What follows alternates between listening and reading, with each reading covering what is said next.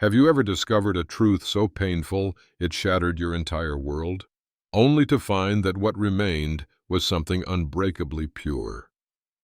Samuel Carter stands alone at church ruins, weathered Bible in hand, his eyes reflecting both profound loss and quiet strength. A man who'd lost his certainty but found something stronger, the courage to see truth even when it devastates everything you thought you knew. In 1884, Wyoming, respect and position came to those who maintained proper appearances. But beneath the town's polished veneer lurked cruelty that powerful men inflicted on the vulnerable, until one woman's desperate plea forced a good man to choose between comfortable blindness and costly sight. This journey through darkness reveals how authentic faith emerges not from certainty, but from the courage to face truth no matter the cost. But to understand how Samuel Carter came to embody such unshakable strength, we must begin on a Sunday morning when everything he believed hung by the thinnest of threads. Morning light filtered through Samuel Carter's window, catching dust motes that danced above his worn Bible. He traced the inscription inside, "To my beloved Samuel, may your faith light dark places."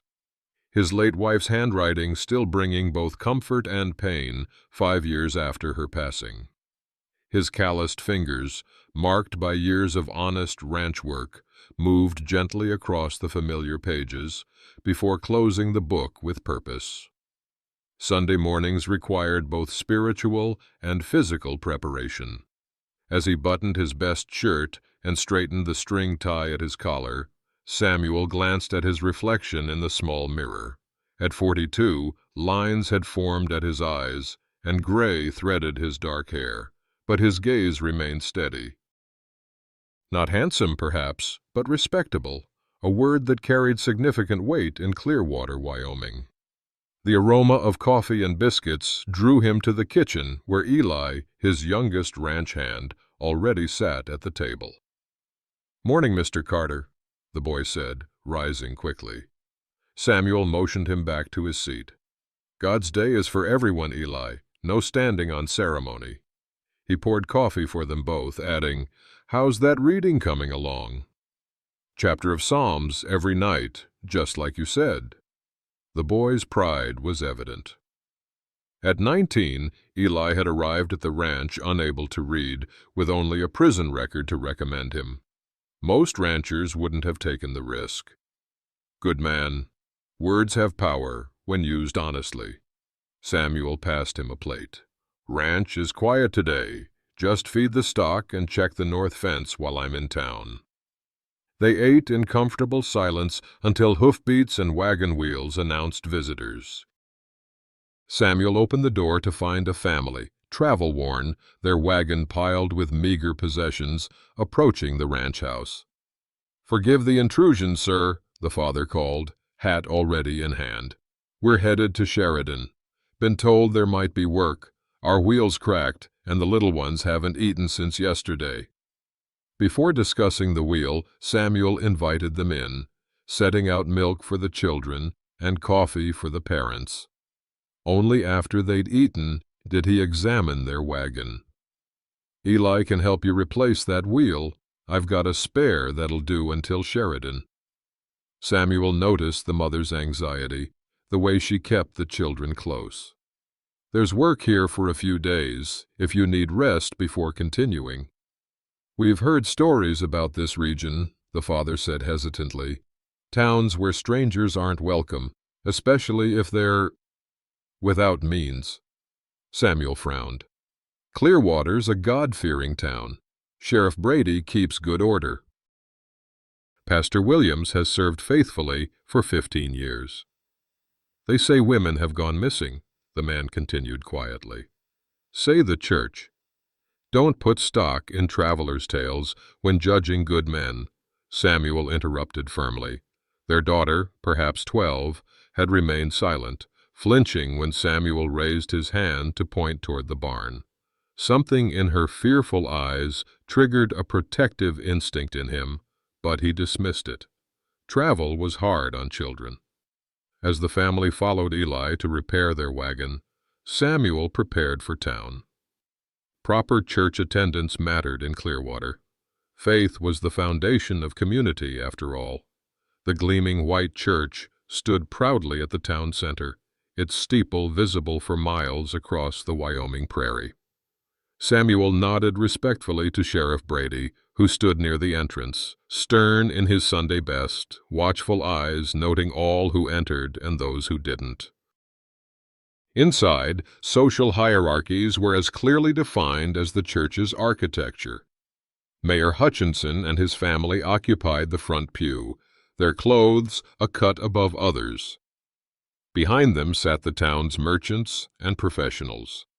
Ranchers like Samuel filled the middle, while laborers and those of more modest means took the rear benches. Pastor Williams, tall and imposing in his black coat, moved with practiced authority. His sermons carried weight in a community where his word often determined who prospered and who struggled. "Brothers and sisters," the pastor began, his resonant voice filling the space, "today we examine the purification of sinful natures.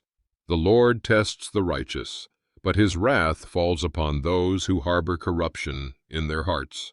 Samuel noticed a young woman slip quietly toward the door midway through the sermon, her face pale with something beyond ordinary discomfort. Mrs. Abernathy, once the town's respected midwife, now regarded with whispers since her daughter's disappearance, watched the young woman leave with knowing eyes that briefly met Samuel's before looking away. After the service, Pastor Williams called upon Samuel unexpectedly. "Brother Carter, would you lead us in prayer for our building fund? Your faithful stewardship of your ranch shows God's blessing on righteous living." Samuel stepped forward, uncomfortable with attention, but unwilling to refuse. "Lord," he began, his voice soft but carrying, "we thank you for this community, where neighbors help neighbors. Guide our hands to build not just walls of wood, but a true sanctuary where the wounded find healing and the lost find welcome." "Always could count on Carter," a townsman whispered nearby. "Man's solid as Wyoming granite." As the congregation dispersed, Mayor Hutchinson clapped Samuel's shoulder. "Fine prayer, Samuel. We need men of principle in these trying times." On his ride home that afternoon, Samuel took the long route past the old church ruins. The original building had burned 15 years ago. A lightning strike, they said, and the blackened stone walls remained as a reminder of nature's power over man's works. As the sun began its descent, Samuel's horse grew unexpectedly restless near the ruins. Ears pricked forward, the animal sidestepped nervously. Samuel frowned, scanning the crumbling walls. Something moved in the shadows, too deliberate for wind-blown debris. Despite growing darkness and his horse's unease, Samuel dismounted. Years of frontier living had taught him that unusual movements often meant someone in trouble, a lost child perhaps, or injured traveler. As Samuel stepped toward the ruins, he had no way of knowing that what waited in those shadows would test not only his faith in human goodness, but the very foundation of everything he believed about justice and mercy in a world where power too often serves only itself. The evening had grown quiet, with only wind rustling through prairie grass, disturbing the silence. Samuel approached the ruins cautiously, his shadow stretching long across broken stones. The peacefulness of the day, the familiar routines of worship and community, had left him feeling secure in his place in the world. Perhaps this was just a frightened animal seeking shelter, nothing that required his intervention after all. "Hello?" he called, voice gentle. "Anyone there needing help?" A small sound came from behind what once had been the altar, a whimper so human it couldn't be mistaken. Samuel moved closer, stepping carefully over fallen beams. It was precisely in this moment of quiet concern that he saw her, a woman huddled against stone, clutching a ragged blanket around herself. Her eyes, wide with terror, met his. Beneath tangled hair, her face was marked with fading bruises. "It's all right," Samuel said, keeping his distance. "I'm Samuel Carter. I have a ranch nearby." He gestured toward the horizon. "Are you hurt? Do you need help?" The woman shrank further into herself. "Please," she whispered, fingers tightening on the blanket. "Don't look underneath. Please." Samuel knelt, maintaining space between them. "You're safe now. I won't harm you. What's your name?" "Catherine," she answered after a long pause, voice barely audible. "You need water, food," Samuel said practically. "I'll take you to town. Get the sheriff." Catherine lunged forward with surprising strength, grabbing his arm. "No! They'll kill me if you do. He's one of them." "One of who?" "I don't understand." Her eyes darted around as if expecting pursuit. "They said no one would believe me, that I was nobody, and they were important men. God's chosen men," the pastor said while he... Her voice broke. Samuel's mind struggled to make sense of her words. The pastor? Pastor Williams? All of them. The pastor, the mayor, the sheriff.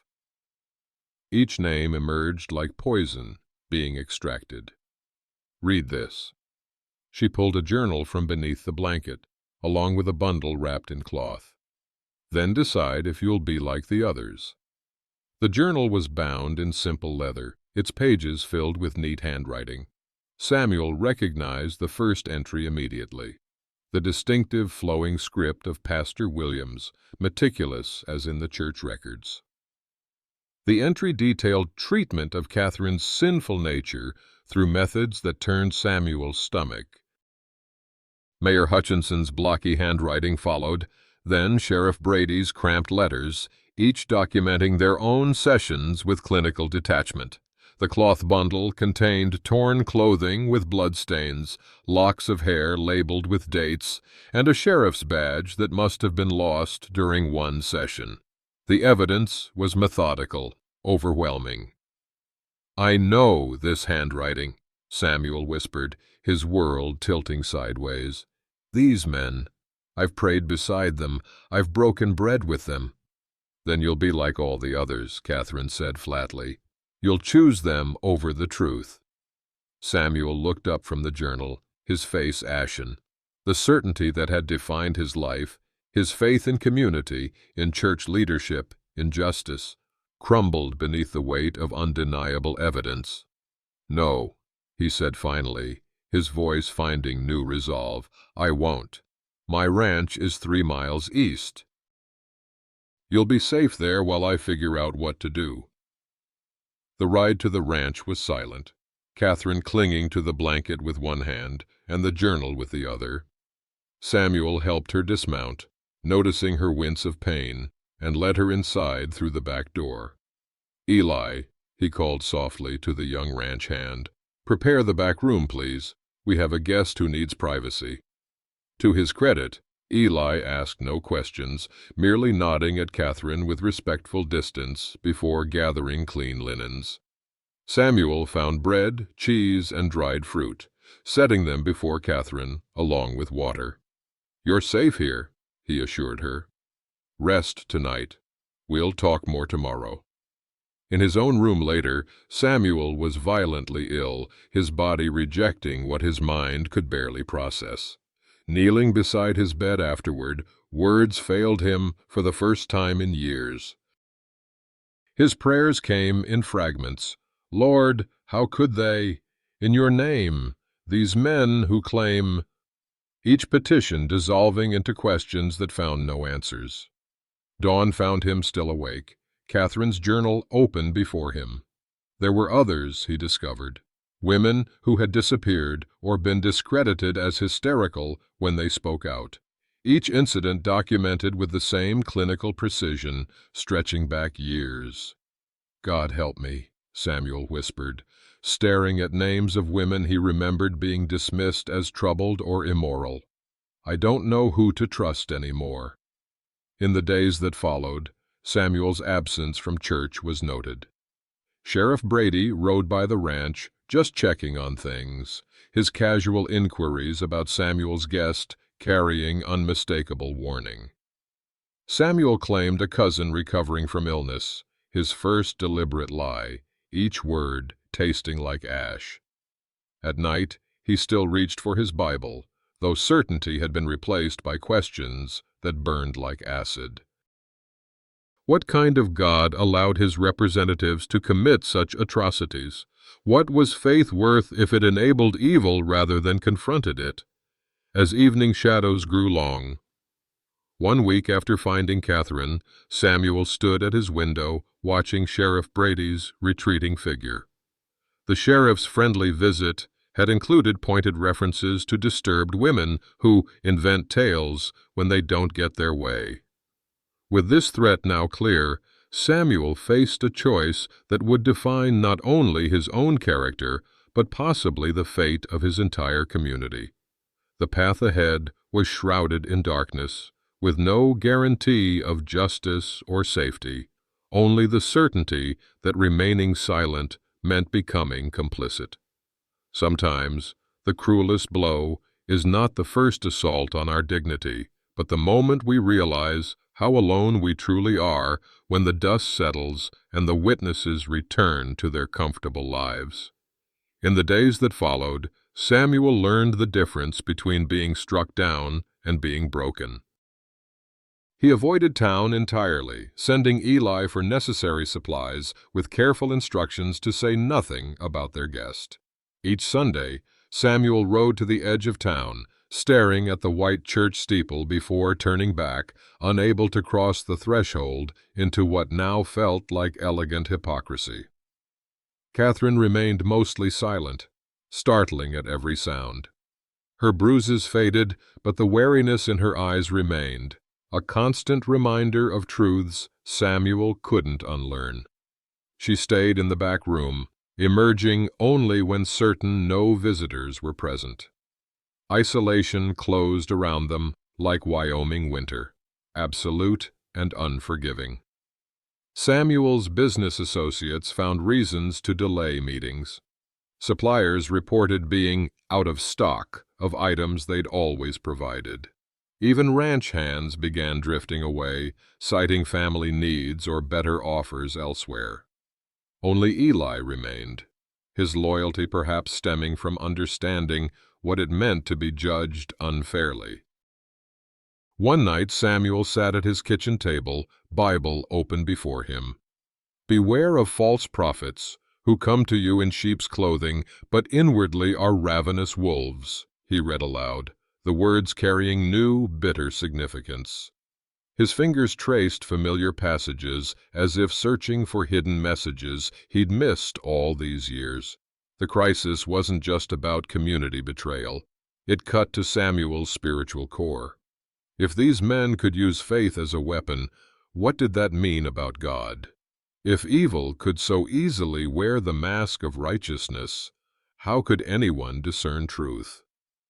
Samuel closed the Bible, exhaustion weighing his shoulders. The house creaked in darkness. Then a different sound caught his attention, the back door opening. He found Catherine dressed in traveling clothes, a small bundle in her arms. "Where are you going?" he asked quietly. "I'm putting you in danger by staying," she answered, eyes downcast. "They're watching." "You're losing everything because of me." "And where will you go?" Her silence answered him. "Catherine," Samuel said gently, "why did you keep this journal? You must have known how dangerous it was." Her gaze lifted, surprising him with sudden intensity. Someone needed to know the truth. Someone needed to remember us. Us? The others before me. The ones who disappeared or were called disturbed when they tried to speak out. Someone has to remember. Understanding dawned in Samuel's eyes. "Then that's why you can't leave. Running won't stop them hurting others. But the truth might. Catherine studied him, measuring his resolve. Truth against men like them. They control everything. Law, commerce, faith. Not everything, Samuel replied. Not what's in here. He touched his heart, then added, and not what's beyond Clearwater. There are newspapers in Sheridan, Cheyenne. Officials who don't answer to them. For the first time, Catherine's expression held something beyond fear, a fragile hope quickly guarded. They'll destroy you for trying. Perhaps, Samuel acknowledged, but I was a printer before I was a rancher. Words can travel where we can't. This revelation seemed to shift something in Catherine. She returned inside, removing her coat. Then we need a plan, one that keeps the journal safe. That night, Samuel slept soundly for the first time since finding Catherine. Purpose had replaced paralyzing doubt, action supplanting helpless rage. The path ahead remained dangerous, but standing still had become impossible. The next morning, Samuel retrieved dust-covered printing supplies from his barn. As he cleaned old press parts, memories of his previous life emerged, setting type for a small newspaper back east, meeting his wife, their dreams of Western adventure. She had died of fever their second year in Wyoming, but Samuel had remained, building a life he thought was rooted in faith and community. Now those roots were exposed as shallow, but something deeper was taking hold, a commitment to truth that transcended comfort or safety. It was in this moment of quiet resolve that an unexpected visitor arrived. Dr. Morrison, the town physician, rode into the yard looking uncharacteristically concerned. "Samuel," he called, dismounting quickly. "A word in private." Inside, the doctor studied Samuel carefully. "That cut on your hand doesn't explain why you've missed church 3 Sundays running." "Some things are better not discussed, Doctor." Dr. Morrison lowered his voice. "Like the young woman who came in last month with injuries no fall could cause, or the mayor's former housekeeper who disappeared after I treated her." Samuel's gaze sharpened. "How many have there been?" "Too many." "But without proof, without someone willing to speak." The doctor trailed off, looking suddenly older than his 50 years. "What if there was proof?" Samuel asked carefully, "and someone willing to speak?" Dr. Morrison studied him, professional caution warring with evident hope. "Then I would say that person would need to be very careful, and that they wouldn't be entirely alone." As the doctor left, Samuel felt the weight of isolation lighten fractionally.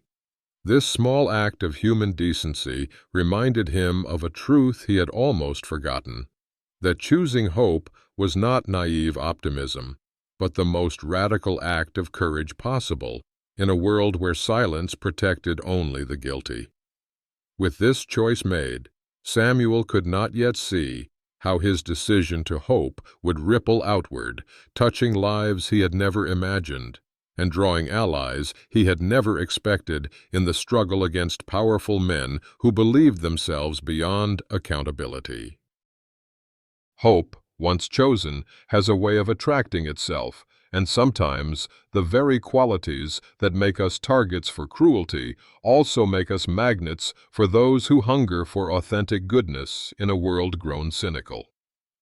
2 weeks passed in careful preparation.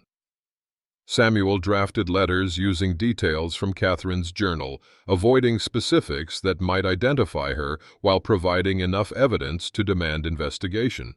Catherine grew stronger, helping with the work, her quiet determination matching Samuel's own.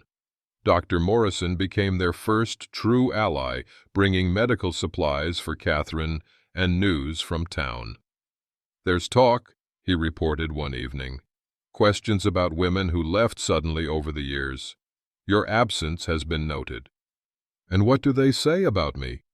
Samuel asked. "Pastor Williams suggested you might be unwell, spiritually troubled," the doctor replied carefully. "Offered special prayers for your affliction." Samuel's jaw tightened. A warning shot. Indeed. "And there's more. Meet me tomorrow at my office. There's someone you should talk to." The next day, Samuel rode into town for the first time in weeks, hat pulled low, avoiding main streets. At Dr. Morrison's modest office, he found not only the doctor, but an elderly woman whose lined face carried both dignity and sorrow. "Samuel Carter, this is Mrs. Abernathy," the doctor introduced them. "Once our town's most respected midwife, until my daughter disappeared after counseling with Pastor Williams," Mrs. Abernathy added, her voice steady despite the pain in her eyes. "That was 4 years ago. They said she ran off with a traveling salesman. I never believed it." Recognition dawned in Samuel's eyes. "Your daughter's name was Elizabeth?" Mrs. Abernathy straightened. "You knew her?" "No," Samuel said gently, "but Catherine's journal mentions her. She wasn't the first." The old woman's composure cracked momentarily before she collected herself. "I've been waiting years for someone to say those words, to acknowledge she existed, that she mattered." "She mattered," Samuel affirmed. "They all did." From this meeting emerged not just shared grief, but practical alliance. Mrs. Abernathy knew healing herbs that would help Catherine's recovery. More importantly, she had connections with women in neighboring towns who might provide safe passage if Catherine needed to leave quickly. "The pastor said I was interfering with God's work when I questioned Elizabeth's disappearance," Mrs. Abernathy explained. "Called me a busybody spreading gossip. Before long, no one would hire me as midwife anymore." "They isolate anyone who questions," Dr. Morrison noted. "It's quite effective." Samuel nodded. "Then we need to reach beyond their influence. I've prepared letters to newspapers in Sheridan and Cheyenne, the territorial governor, too." "Be careful," Dr. Morrison warned. "Sheriff Brady checks mail leaving town." "Then we'll send them with travelers passing through," Samuel decided. "People they don't control." That evening, Samuel taught Catherine to set type on his old press, printing copies of their evidence for distribution. Her fingers, once uncertain, grew increasingly confident with the small metal letters. "I was training to be a teacher," she revealed as they worked, before they decided educated women were dangerous to community harmony. Samuel studied her with new understanding. "That's why they targeted you. Your independence?" "That, and I asked questions about Elizabeth Abernathy," she replied simply. "Wrong questions to the wrong men." Their small resistance took shape methodically. Samuel created a hidden compartment beneath floorboards to protect the journal. Eli, though not told specific details, helped by carrying letters to trustworthy travelers passing through neighboring farms. Catherine's nightmares became less frequent. One morning, Samuel found her planting herbs Mrs. Abernathy had provided, working the soil with quiet focus. "Growing things helps," she explained when she noticed him watching. "Reminds me the world isn't all destruction." A tenuous routine developed. Samuel working the ranch with reduced help. Catherine recovering her strength. Their small network of allies growing carefully. Dr. Morrison reported that rumors from their letters had begun circulating in neighboring towns, raising questions about Clearwater's leadership. Then came the first public breakthrough. A small newspaper in Sheridan published a story questioning whether religious authorities in certain Wyoming communities were abusing power. Though Clearwater wasn't named directly, the details matched too closely to be coincidence. Samuel brought the paper to Catherine, who studied it with wonder. "Someone believed," she whispered. Someone listened.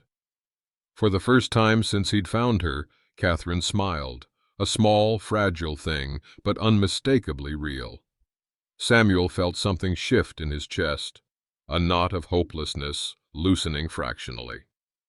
That evening, Dr. Morrison arrived with news that territorial officials had sent inquiries to Sheriff Brady about missing women. "He's furious," the doctor reported. "They all are. They know someone's talking." "Will they suspect you?" Samuel asked with concern. "I've been careful, but we should prepare for them to strike back. Men like that don't surrender power easily." As the doctor left, Samuel noticed Catherine standing in the doorway, listening.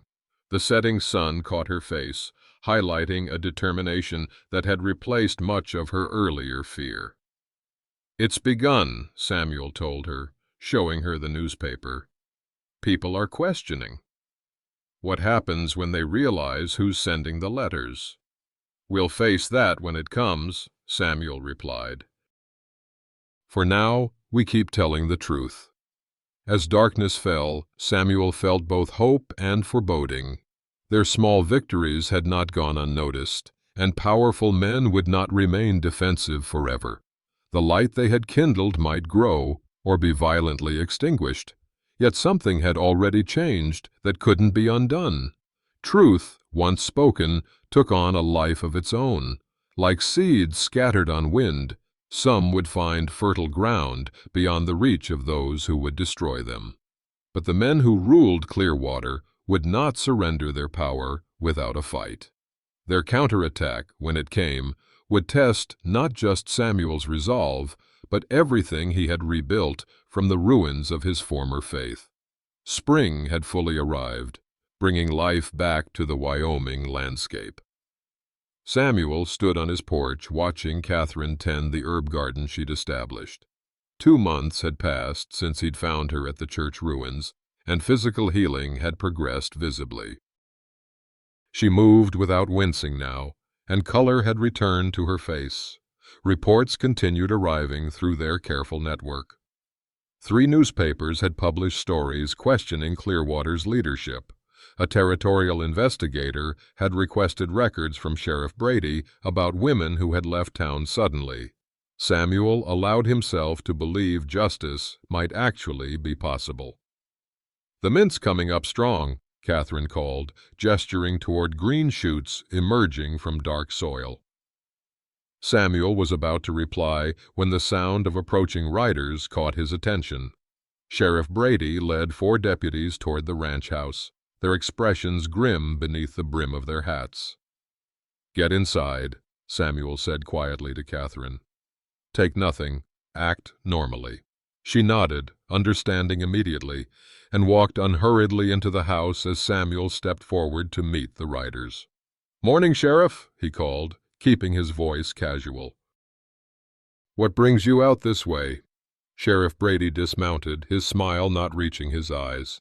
"Just checking on things, Carter. Haven't seen you in town lately.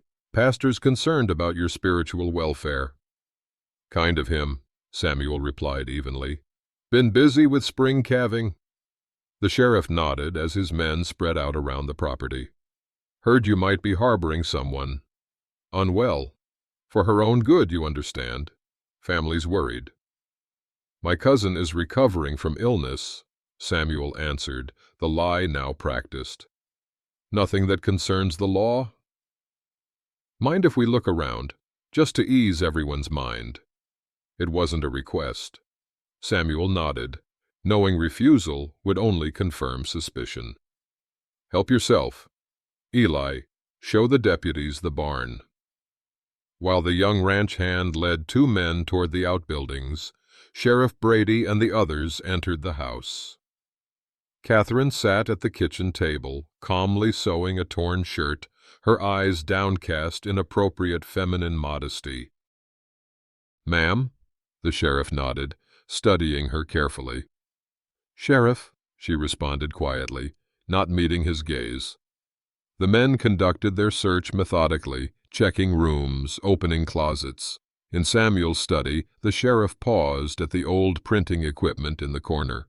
Interesting hobby for a rancher, he remarked, examining the press. Writing anything worth reading lately?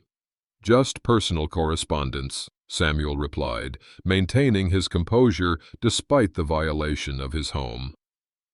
The search continued, deputies returning from outbuildings to report nothing unusual found. Samuel began to hope they might leave without discovering the hidden compartment beneath the floorboards of his bedroom where Catherine's journal was concealed. As the men prepared to depart, Sheriff Brady lingered. "Careful what stories you believe, Carter. Some women, well, they invent tales when they don't get their way. Man of your standing should know better than to be taken in." Samuel met his gaze directly. "I judge people by their actions, Sheriff. Always have." "That's good to hear," Brady replied, mounting his horse, "because actions have consequences in this town, for everyone." Only after the riders disappeared down the road did Samuel allow tension to leave his body. He returned to find Catherine standing in his bedroom, face pale, staring at the floorboards. The hidden compartment stood open, empty. "They found it," she whispered. "The journal is gone." Eli appeared in the doorway, his expression grim. "Mr. Carter, they tore apart the press while you were seeing them off. Broke the type cases, smashed the rollers." Before Samuel could respond, Dr. Morrison arrived in his buggy, driving fast enough to raise concern. His face was bruised, one eye swollen. "They've been to my office," he reported grimly. "Ransacked everything. Patient records destroyed. They're calling it robbery, but nothing valuable was taken." "Mrs. Abernathy?" Samuel asked. "Her house burned last night. Accidental kitchen fire. She escaped with just the clothes she wore." The doctor hesitated. "And the newspaper editor in Sheridan who published our story was found beaten. They're moving systematically." Catherine sank into a chair. "This is why no one fights them. They control everything." "Not everything," Samuel insisted, though with less certainty than before. "Not what's in here." He touched his heart. "What good is that against men with guns and power?" Catherine demanded, despair edging her voice. "I should have kept running." "Then they would have found someone else," Samuel said quietly. "There's always someone vulnerable." That evening, another blow fell. A ranch hand who had left Samuel's employ weeks earlier returned, clearly uncomfortable with his mission. "Pastor Williams is holding special services tomorrow," he reported. "Praying against evil influences in the community. Mayor Hutchinson's offering jobs to men who attend. Helping those who show community spirit. Most folks are going." After the man left, Samuel, Catherine, Dr. Morrison, and Eli sat in grim silence around the kitchen table. "They're isolating us completely," the doctor observed, "economically, socially, spiritually." "Can we leave?" Eli asked. "Start somewhere new? And let them continue hurting others?" Samuel shook his head. "Besides, they'd only spread stories about us, make sure trouble followed. Without the journal, it's just our word against theirs," Catherine said quietly. Samuel stared into the lamp flame. "Then we find other evidence. There must be something they've overlooked. Someone else who knows the truth." As darkness deepened outside, Samuel felt the weight of their situation pressing down like physical force. The small victories of recent weeks now seemed hollow against the coordinated power arrayed against them. Every avenue of resistance appeared blocked, every potential ally intimidated. Pastor Williams delivered his sermon that Sunday, staring directly at Samuel, who stood at the back of the crowded church, having forced himself to attend. "God's judgment falls hardest on those who bear false witness against his appointed servants," the pastor intoned. "No slanderer shall dwell in my house. No one who utters lies shall stand in my presence." The congregation's eyes followed the pastor's gaze to Samuel, some curious, others condemning. The message was unmistakable. Samuel Carter now stood outside the protection of community, marked as enemy rather than neighbor. Sometimes the darkest night comes not when we first face evil, but when we realize how completely alone we stand against its entrenched power. The following weeks brought systematic destruction of everything Samuel had built over 15 years in Clearwater. Merchants refused to sell to him, citing inventory shortages that affected no other customers. His cattle buyer suddenly found Samuel's stock below standard after years of premium purchases. Ranch hands departed one by one, leaving only the faithful Eli. Catherine withdrew into silence, the weight of responsibility visibly crushing her spirit. "All this because you helped me," she said one evening, her voice hollow. "No," Samuel corrected gently. "All this because those men believe themselves beyond accountability. You didn't create this situation. They did." Yet the cost grew increasingly severe. The bank called in a loan that wasn't due for months. When Samuel sought legal advice, the town's only lawyer was suddenly too busy to see him. Their allies faced similar pressure. Dr. Morrison lost patience, and Mrs. Abernathy, now staying in a small room behind the doctor's office, found herself shunned even by former friends.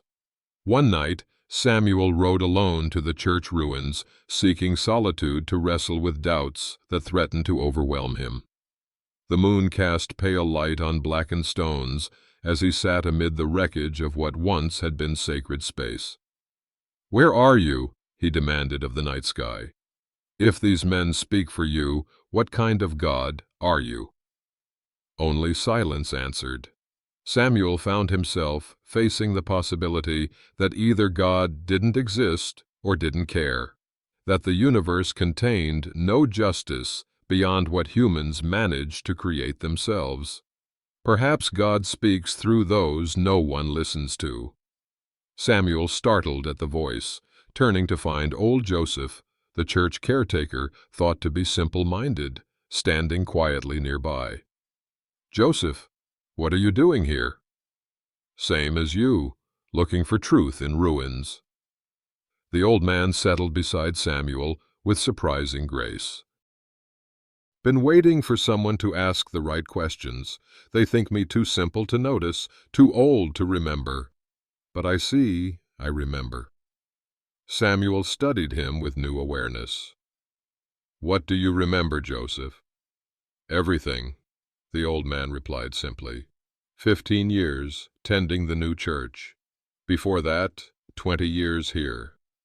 He gestured to the ruins. "I was caretaker when this place burned. Not lightning that did it." "What are you saying?" "Pastor Williams arrived 16 years ago. Young, ambitious, wanted bigger church, better position. Old Pastor Fuller wouldn't retire, said Williams had concerning tendencies."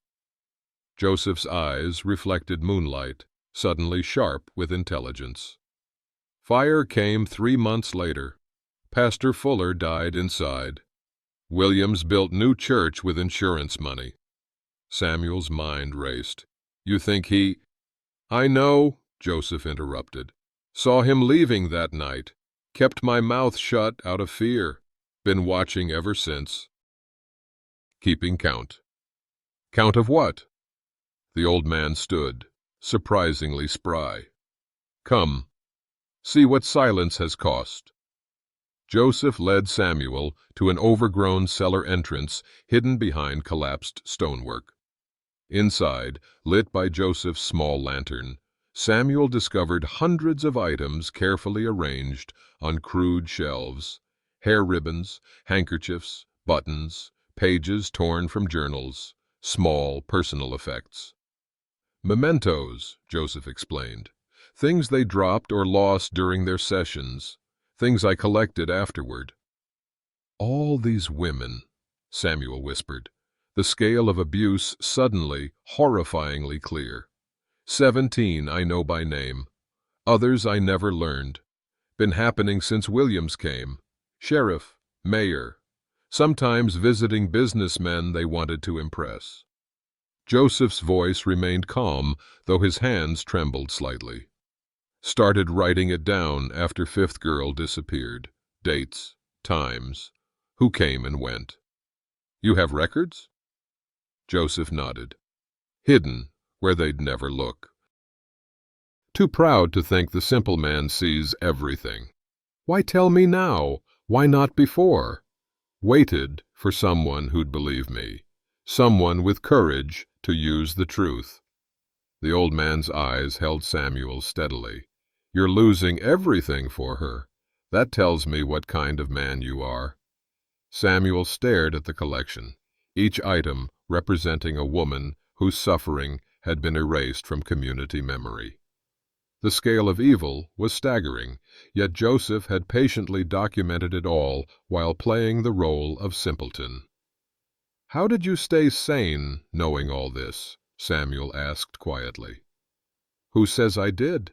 Joseph replied with unexpected clarity.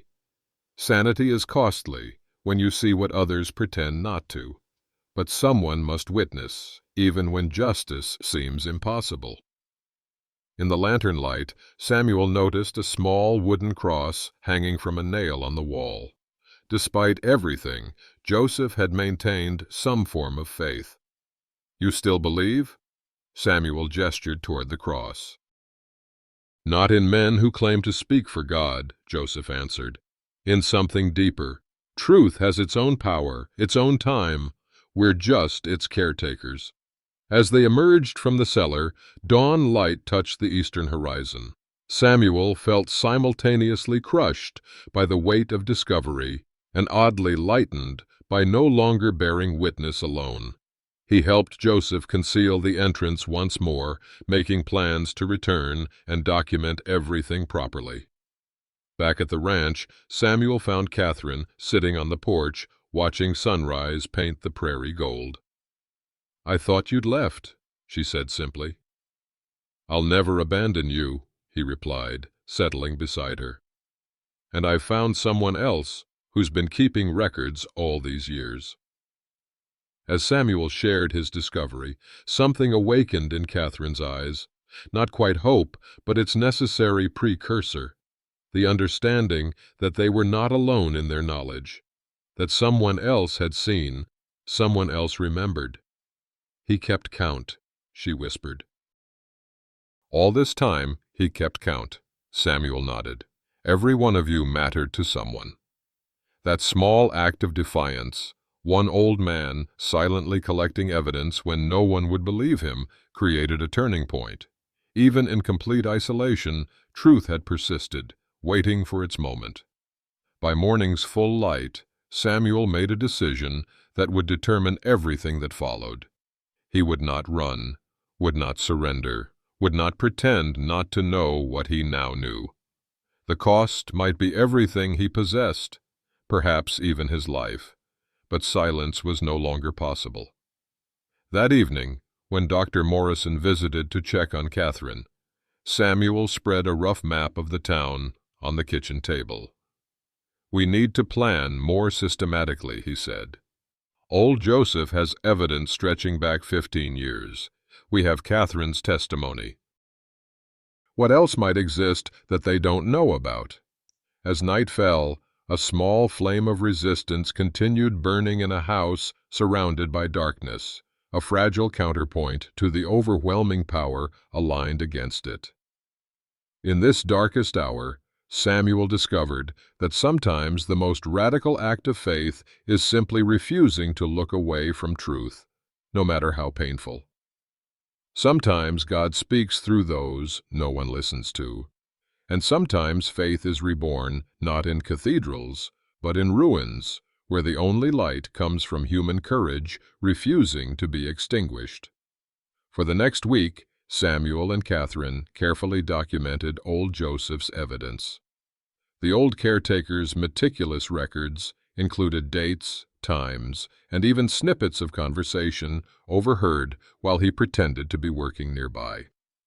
Catherine helped identify patterns that matched her own experience, confirming Joseph's observations. He recorded when the pastor's wife was sent to visit her sister in Denver, Catherine noted, reviewing Joseph's cramped handwriting. That's when most incidents occurred. Samuel nodded grimly. And Mayor Hutchinson's donations to the building fund always came just after he'd counseled someone, Catherine finished, her voice steady despite the subject matter. They believed money cleansed them. Working with the evidence gave Catherine visible purpose. She began reconstructing portions of her journal from memory, her teacher's training evident in her precise recall of details. Where once she had documented to survive, now she recorded to bring justice. Meanwhile, Samuel's isolation from the community deepened. The final ranch hands left, leaving only Eli. Suppliers refused deliveries entirely. Samuel was forced to travel to neighboring towns for necessities, using increasingly scarce funds as his cattle business collapsed under the pressure. Yet even as external circumstances deteriorated, something unexpected emerged. Their small circle of allies grew more determined rather than less. "They're getting careless," Dr. Morrison reported during one evening meeting. "Too confident in their control." The territorial marshal has finally responded to those letters. He's sending a deputy to investigate. "Will it matter?" Samuel asked. "Without Catherine's journal." "We have Joseph's records," Mrs. Abernathy interrupted, her voice finding new strength. "And I've been contacting mothers of girls who disappeared. 3 have agreed to speak if they have protection." Most surprising was the arrival of Deputy Collins at Samuel's ranch one evening, riding alone after dark. The young lawman had always seemed firmly under Sheriff Brady's control. "I need to speak with you privately," he told Samuel, nervously scanning the darkness as if expecting pursuit.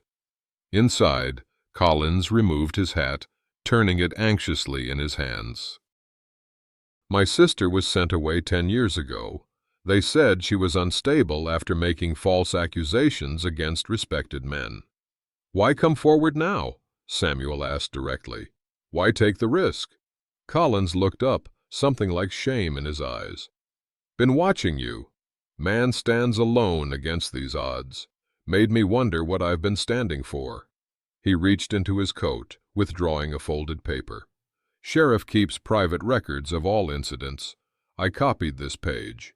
There are more if you need them." Another unexpected ally emerged from a different quarter entirely. The saloon owner, a woman named Ruby, whose establishment was considered disreputable by proper citizens, approached Catherine during a rare trip to town for supplies. "Church folk look down their noses at me," Ruby told them later at the ranch, "but at least I'm honest about my business. Those men come in late, drunk on power more than whiskey, talking about their special sessions with women who need guidance. I've heard things no one should hear men of God say." "You'd testify to that?" Samuel asked, knowing the risk she took. "My word against theirs wouldn't mean much," Ruby replied practically. "But I keep a logbook of who comes and goes, dates, times, and sometimes they leave things behind, notes, handkerchiefs. I've saved them, thinking someday someone might need to know the truth." With each new ally, each piece of evidence, Samuel felt momentum building. What had begun as one woman's desperate documentation had grown into something the town's leadership might not be able to contain. Their planning became more strategic. Multiple copies of evidence were created, hidden with different allies. Deputy Collins provided information about Sheriff Brady's movements, allowing safer communication. Dr. Morrison reported growing whispers of dissatisfaction among townspeople as the leader's increasingly desperate efforts to maintain control became more visible. One morning, a telegram arrived from the territorial capital, carried by a nervous boy who slipped it to Eli rather than delivering it directly. Federal Marshal Jenkins will arrive Friday to investigate allegations of misconduct. Samuel read aloud to their small group gathered in his kitchen. Witnesses will receive full protection under territorial law. Friday, Catherine repeated, her voice both hopeful and fearful. 3 days from now. We need to be ready, Samuel said, looking at each of them. They'll fight hardest when they're most afraid. That evening, Samuel found Catherine standing before the small mirror in her room, studying her reflection as if seeing herself for the first time in months. I forgot who I was, she said quietly when she noticed him in the doorway. They made me forget. And now? Samuel asked. Now I remember, she replied, something resolute in her eyes. I was going to teach children to read, to think for themselves. She turned from the mirror. Whatever happens with the marshal, I want to help others who've been through this. There must be more in other towns, other territories. There are, Samuel acknowledged, and they need someone who understands. Catherine nodded, a purpose beyond survival now visible in her bearing. Then that's what I'll do, if we survive this. As darkness fell, Samuel felt both hope and caution battling within him. The marshal's arrival offered their first real chance for justice, but powerful men threatened by exposure might take desperate measures. The coming days would test everything they had built. Hope and danger now grew in equal measure, twin flames illuminating the path ahead, a path that would require courage from each of them before justice could be served. The night before Marshal Jenkins was due to arrive, tension hung over Samuel's ranch like approaching storm clouds. Their small alliance had spent the day preparing, organizing evidence, rehearsing testimonies, planning for different contingencies. Now an uneasy quiet had settled as each contemplated what morning might bring. Samuel checked the hidden evidence copies one final time, ensuring nothing had been overlooked. Catherine helped Mrs. Abernathy prepare healing salves, their hands working steadily despite the worry evident in their eyes. Eli kept watch from the barn loft, Deputy Collins having warned them to expect surveillance. As Samuel completed his rounds, a rider approached through gathering dusk, Dr. Morrison's young assistant, breathing hard from pushing his horse to speed. "Dr. Morrison sent me," the boy gasped. "There's been an accident. The doctor needs Miss Catherine at his office immediately." Something about herbs she knows that he doesn't. Samuel's instincts flared with warning. "What kind of accident?" "Don't know all the details," the boy replied too quickly. "Just said it's urgent and he needs her special knowledge." Catherine appeared on the porch, having overheard. "We should go," she said to Samuel, her concern for the doctor evident. "It could be a trap," Samuel warned quietly. Catherine met his gaze steadily. "And if it's not? If someone is truly injured and I could help? Could you live with that choice?" Samuel recognized the impossible dilemma. Dr. Morrison had risked everything to help them. They couldn't abandon him if he was truly in need. Yet the timing was too convenient to ignore. "We'll both go," Samuel decided. "Eli, if we're not back by midnight, take the evidence copies to the meeting point we discussed. Mrs. Abernathy stays here where it's safe." The ride to town felt endless, darkness deepening around them. Few lamps burned in Clearwater's windows, the streets uncommonly empty for early evening. Samuel kept one hand near the pistol concealed beneath his coat, scanning for movement in every shadow. Dr. Morrison's office stood dark except for a single light in the back room. Samuel approached cautiously, Catherine close behind.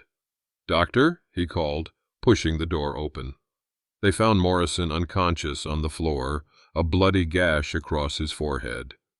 Before Samuel could react, the click of a pistol hammer sounded behind them.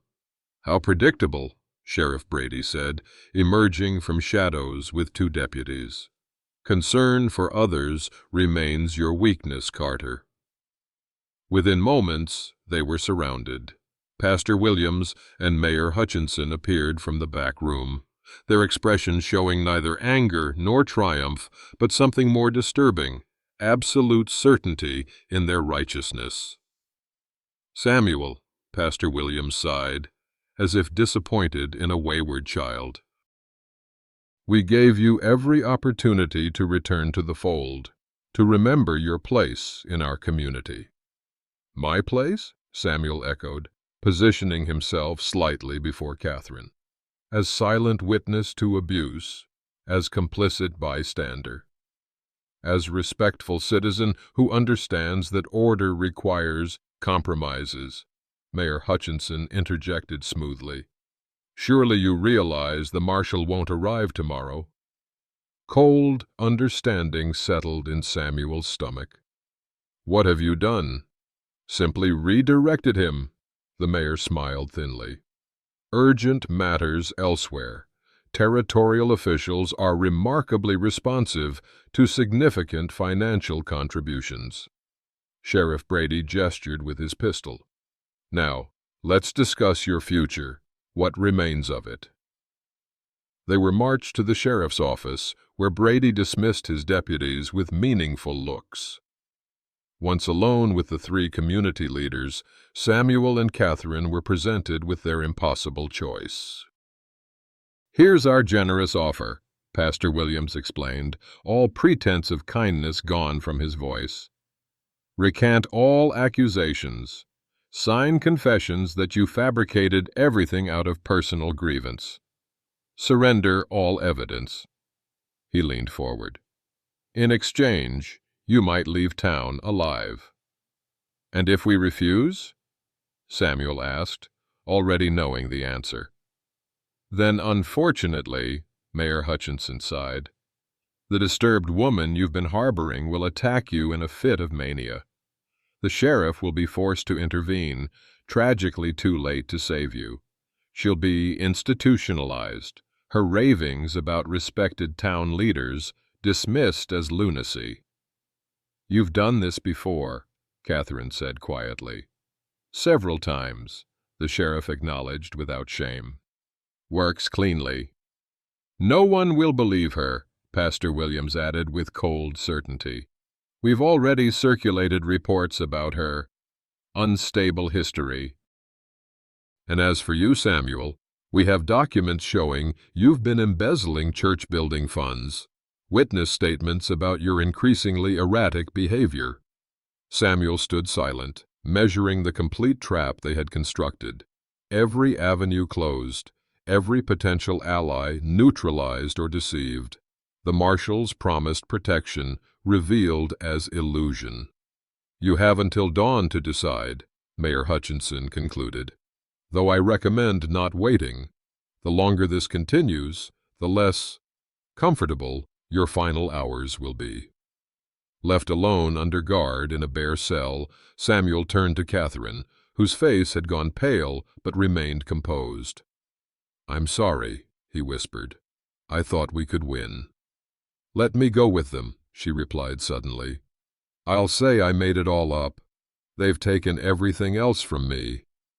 Don't let them take your soul, too." Samuel stared at her, understanding the sacrifice she offered. She would condemn herself to save him, knowing the fate that awaited her in an institution, or worse. "The truth matters more than what happens to me," he answered finally. Catherine's eyes filled with unexpected tears. "You're the only one who ever believed me without question, the only one who saw me as a person, not a victim." Sheriff Brady returned, clearly impatient. "Time to decide. The pastor's patience is running thin." Samuel straightened his shoulders, decision made. "I won't deny the truth. Do what you will." The sheriff moved to secure Samuel's wrists. "Then you'll hang for this." "That's enough." A new voice spoke from the doorway.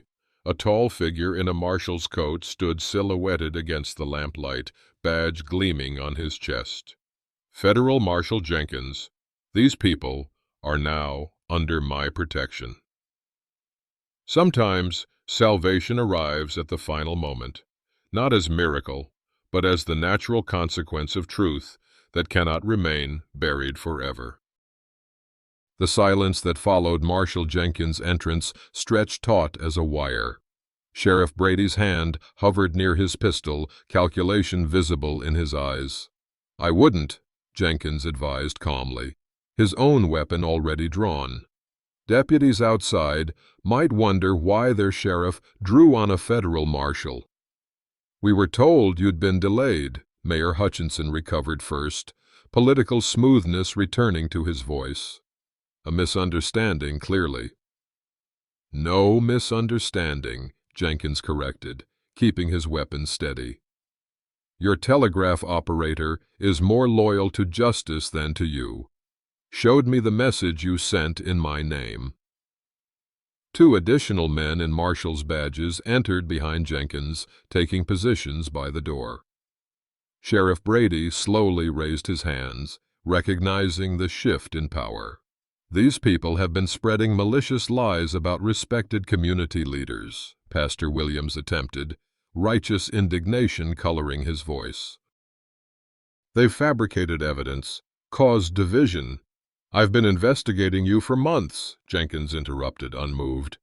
"Complaints from 3 counties, but witnesses kept disappearing or recanting, until anonymous letters provided connections we needed." Samuel exchanged glances with Catherine, understanding dawning. "You knew who sent them?"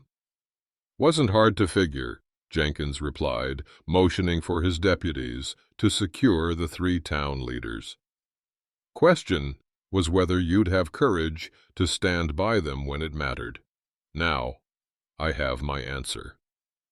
As the deputies led Sheriff Brady away, old Joseph appeared in the doorway, followed by several women Samuel didn't recognize. Behind them, townspeople gathered in the street, drawn by unusual activity at the jail. "Found more witnesses," Joseph explained simply. "Been gathering them while waiting for the right moment." Deputy Collins arrived next, carrying a leather folder. "Sheriff's private records," he explained, handing them to Jenkins. "Every incident documented, just like Catherine described."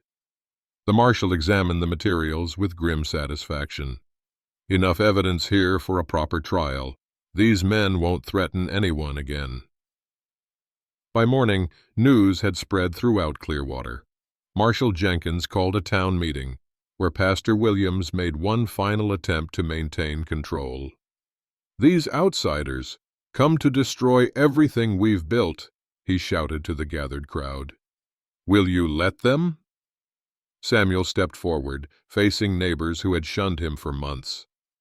"What have we built if it stands on the suffering of the vulnerable?